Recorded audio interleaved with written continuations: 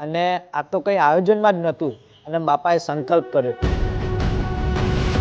और मैं बहुत खुशी से कहना चाहूँगा you have broken that record and आप सभी एक नया गिनीज वर्ल्ड रिकॉर्ड होल्डर बन चुके हैं।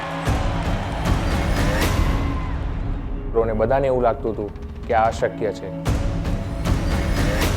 એક જ વર્ષમાં 14 પત્રો લખ્યા। એક વર્ષથી જે આખો આ પ્રોજેક્ટ ચાલતો હતો, બાપા ક્યારેય થાક્યા નથી।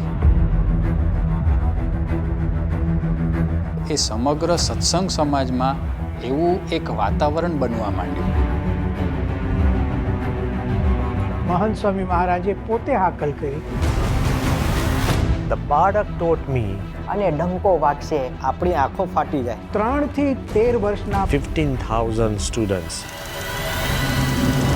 ये युग परिवर्तन का एक अवसर है। મોટા મોટા મહાનુભાવો પણ આ બાળકો જોઈને અભિભૂત થઈ જતા।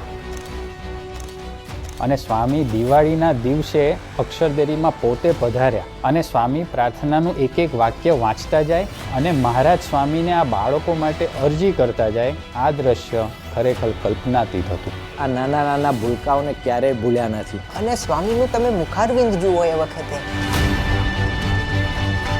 આખા વર્ષ દરમિયાન આ મિશન રાજીપા માટે બાપાએ શું શું કર્યું છે ને એ તો કોઈને કલ્પના પણ નહીં હોય।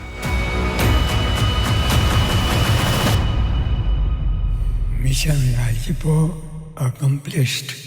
જય સ્વામિનારાયણ।